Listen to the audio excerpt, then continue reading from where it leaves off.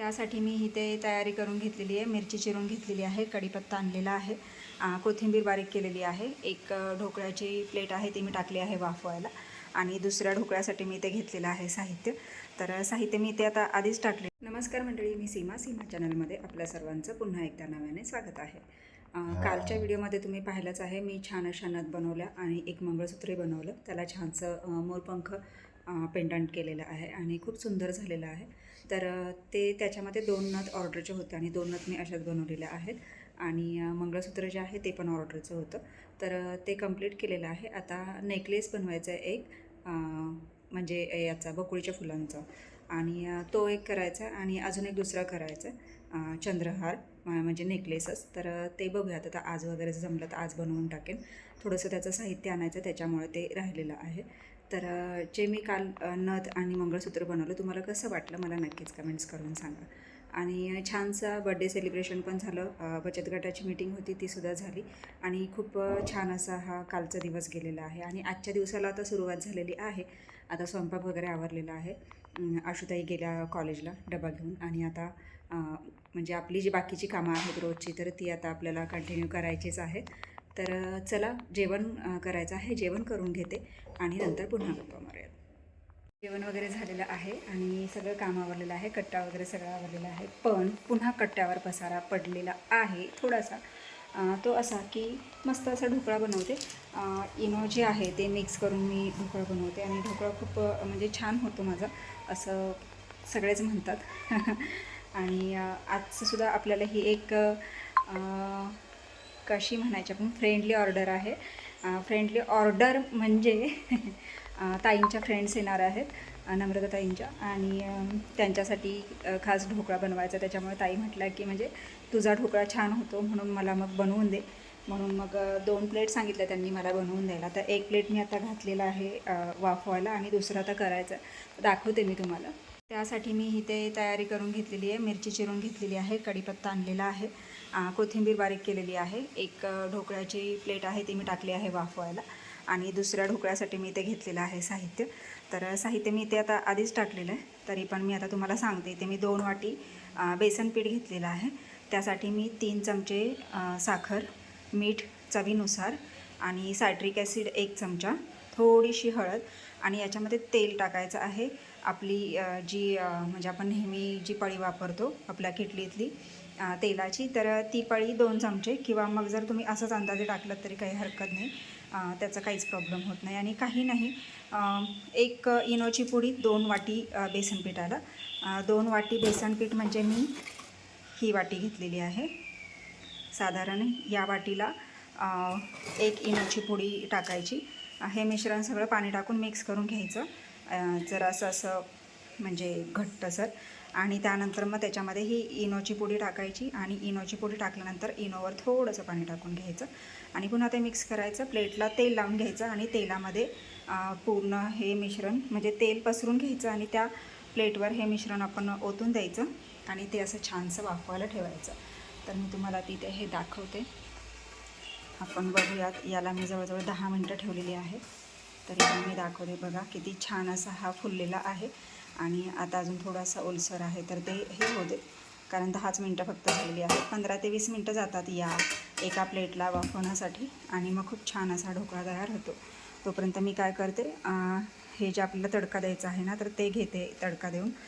याच्यामध्ये काय करायचं, मी आता हे 2 प्लेटसाठी मी एवढ्या मिरच्या घेतलेल्या आहेत, नाही तर तुम्ही म्हणाल एवढ्या मिरच्या टाकते, आणि खूप छान लागतो, टेस्टी लागतो. आणि ज्यावेळेस आपण हे फोडणी देतो, तर त्यावेळेस तेलामध्ये जिरे, मोहरी, कोथिंबीर, कढीपत्ता, मिरची हे सगळं बारीक बारीक म्हणजे चिरून टाकायचं आहे. कढीपत्तासुद्धा चिरून टाकायचा आहे, कारण अख्खा कढीपत्ता टाकला तर म्हणजे माझी मुलं तर काढून टाकतात, त्याच्यामुळे मला ते सवयच लागले चिरून टाकायचं, कारण चिरून टाकला तर त्यांना काढता येत नाही आणि खातात. कढीपत्ता खाल्लेला चांगला असतो त्यामुळे. तर तसं करायचं आणि त्याच्यानंतर पुन्हा त्याच्यामध्ये एका प्लेटला 4 चमचे साखर, अशाप्रमाणे आता 2 प्लेटच्या 8 चमचे साखर पाण्यामध्ये टाकायचं आणि पाणी ओतायचं आणि ते गरम वगैरे करायचं नाही, फक्त ते तडका देऊन घ्यायचा. आणि नंतर मग ते आपण ज्यावेळेस काप पाडणार ना, तर त्यावेळेस मग त्याच्यावर आपल्याला हे पाणी टाकून घ्यायचं.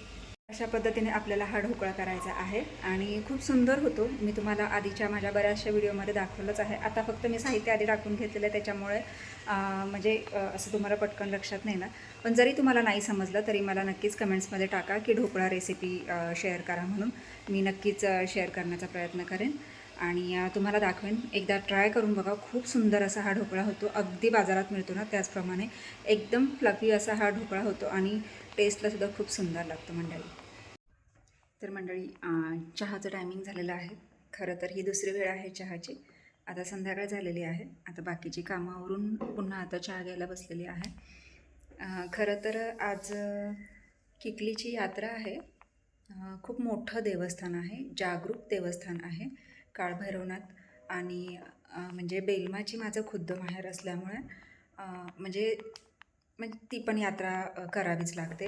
त्याचे उपवास वगैरे असतात आणि त्याचे घट कधी घटात घट बसतात, कधी घट झाल्यानंतर घट बसतात किंवा म्हणजे शक्यतो घट झाल्यानंतरच, कारण घटाच्या आधी कधी घट येत नाहीत किंवा मग घटात घट बसतात असं असतं. आणि शनिवार रविवार अशी ती यात्रा येते. तर त्याची आज ताजी यात्रा आहे. आज तेल घालायचं असतं. खूप मोठी दीपमाळ आहे. तुम्ही माझ्या आधीच्या व्हिडिओमध्ये कधी पाहिलंच असेल. जर नसेल पाहिली तर मी नेक्स्ट टाईम कधी जाईन त्यावेळेस मी नक्कीच दाखवेन.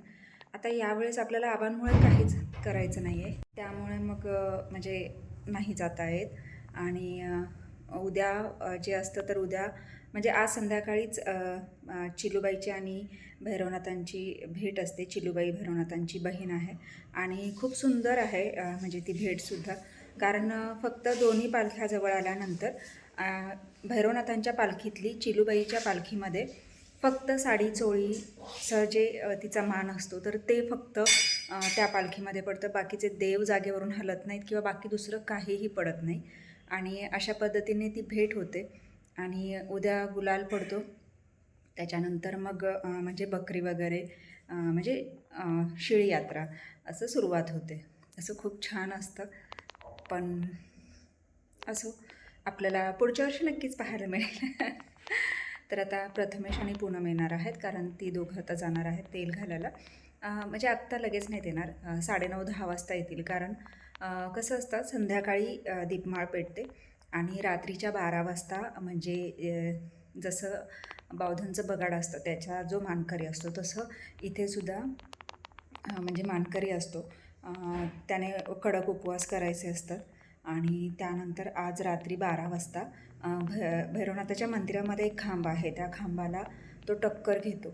आणि टक्कर घेतल्यानंतर म्हणजे जे काही रक्त वगैरे हे होईल ना त्याच्यावर तो गुलाल टाकला जातो देवाच्या नावाचा. आणि माझ्या अंगावर काटा येतो. आणि तो गुलाल टाकल्यानंतर ते पूर्णपणे कवर होतं. म्हणजे काहीच म्हणजे त्याला काही जखम होत नाही, इजा होत नाही किंवा काहीच त्रास होत नाही, काही होत नाही.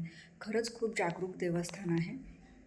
आणि तिथे महत्त्वाचं, महिलांना एंट्री नसते आणि काळा कपडा चालत नाही. असं बऱ्याचशा गोष्टी आहेत. खूप म्हणजे खूप कडक आहे. पण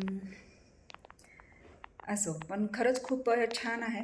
आणि म्हणजे आम्ही जेव्हा लहान होतो ना तेव्हा आम्ही मुंबईवरून खास यात्रेसाठी यायचो. तर तिथे बाजूला मराठी शाळा आहे. म्हणजे मंदिराच्या भोवताली पूर्ण परिसर सगळा मराठी शाळेचा आहे. तर तिथल्या रूम असायच्या, त्या रूम आम्ही घ्यायचो आणि त्या रूममध्येच म्हणजे मराठी शाळेमध्येच आम्ही म्हणजे मुक्काम करायचो.